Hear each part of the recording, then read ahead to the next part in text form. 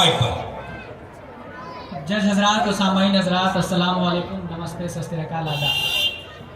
आज का टॉपिक है कि हिंदुस्तान में मादरी ज़बान अंग्रेज़ी के बनिस्बत बेहतर है कि नहीं। मैं कहता हूँ कि बेहतर है। कुछ बोलूँ, मैं मारूफ साहब को सुन रहा था जो अंग्रेज़ी तालीम की हिमायत में थे, तो कुछ चीज़ों को वो बयान किए।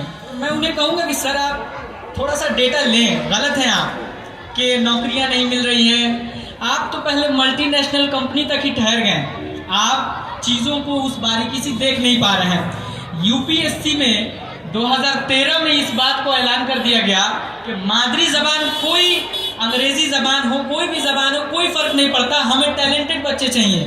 और हर लड़का, वो उर्दू हो, हिंदी हो, बांग्ला हो, अपनी ज़बान में यूपीएससी में मेंस में लिख सकता है। इससे बड़ी चीज़ आपको और क्या चाहिए। आपको पता होगा कि महाराष्ट्र का आसिम खान, मैं बता दूं आप सभी को कि मादरी ज़बान से मुराद उर्दू नहीं है, उर्दू वर्सेस इंग्लिश नहीं हो रहा मेरे दोस्तों।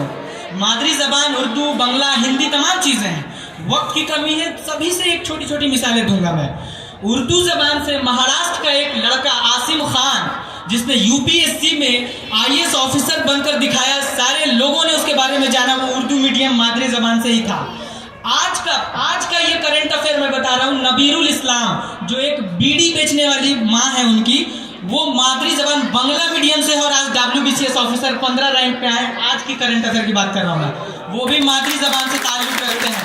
आप शायद भूल रहे होंगे, मुस्लिम खातिन में एनडीए फाइटर पायलट बनने वाली पहली सानिया मिर्जा, हाल ही की बात है ये, वो हिंदी मीडियम से बेचारी, आज पूरे अंग्रेजी तालीम वाले बच्चे उनको झुक के सलाम कर रहे हैं। वो हिंदी मीडियम से ताल्लुक़ रखने के बाद भी हिंदुस्तान की पहली मुस्लिम फाइटर बन के सामने आई। आप क्या भूल जाएंगे इन चीज़ों को? क्या आप नज़रअंदाज कर देंगे? कैसे कह रहे हैं आपके मादरी ज़बान से आप कुछ नहीं कर सकते? ये सारी मिसालें को क्या आप कहाँ ले जाएंगे?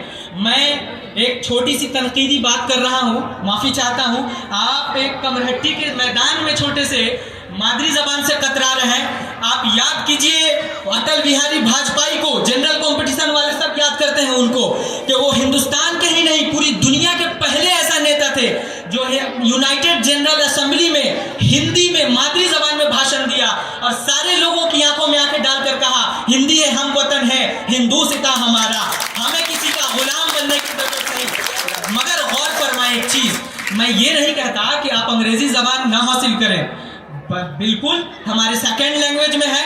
कोठारी कमीशन को गीता ऑफ एजुकेशन कहा जाता है, गीता ऑफ एजुकेशन कॉम्पिटिशन में आता भी है। उन्होंने कहा कि 3 लैंग्वेज फार्मूला में आप मदर टंग को रेफर करें पहले, अब बाद बाकी आप ज़रूर इंग्लिश को पढ़ें। हमारे में इंग्लिश पढ़ने की गुंजाइश है, लेकिन हम अपनी वजूद और अपनी पहचान को कैसे गवा दें?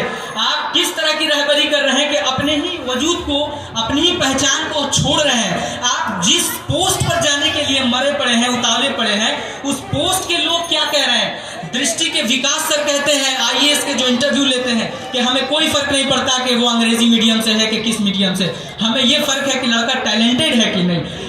आज हमारे खान सर को कौन नहीं जानता होगा, लैंग्वेज के ऊपर उनका डिबेट आज भी यूट्यूब पे पड़ा हुआ है। वो कहते हैं हथियार जैसा भी हो चलाने वाले के ऊपर है, इसलिए उनका कहना है कि हमें भी कोई फ़र्क नहीं पड़ता मादरी ज़बान। मेरे भाई, आप अपनी चीज़ और अपनी वजूद को ना छोड़ें। आप वज़ीर तालीम मौलाना अबुल कलाम आज़ाद को याद रखें, जिन्होंने अंग्रेज़ों के सामने मादरी ज़बान को रेफ़र किया। आप कोठारी कमीशन को याद रखें, जिसने मादरी ज़बान को रेफ़र किया। अगर आप समझते हैं कि मैं गलत हूँ, मैं अपनी शिकस्त मंजूर कर लूँगा, बस आपको ये कहना है कि वज़ीर तालीम मौलाना अबुल कलाम आज़ाद को अंग्रेज़ी की अहमियत नहीं पता थी भैया, अभी हम लोग को नया नया अंग्रेज़ी की बहुत अहमियत मालूम है।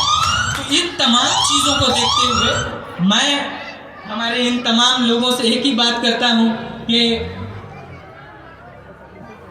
एक शेर याद आ रहा है कि तू इधर उधर की न बात कर, बता के काफिला क्यों लुटा। तू इधर उधर की न बात कर, बता के काफिला क्यों लुटा।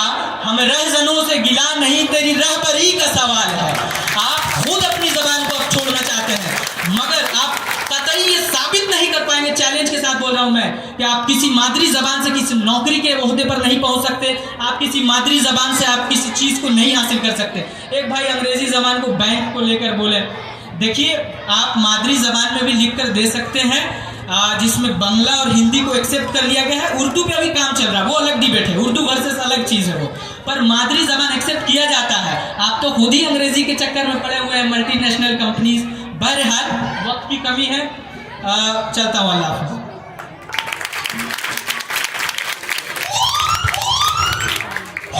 ये थे मोहम्मद अल्ताफ़ साहब, ये इग्नू से थे और बहुत ही पुरजोर तरीके से दलीलों के साथ अपनी बातें रख रहे थे। उन्होंने 2-3 इशारात दिए जिन पे गुफ्तगू ज़रूरी है, तमाम पे तो गुफ्तगू नहीं, लेकिन एक इशारे पर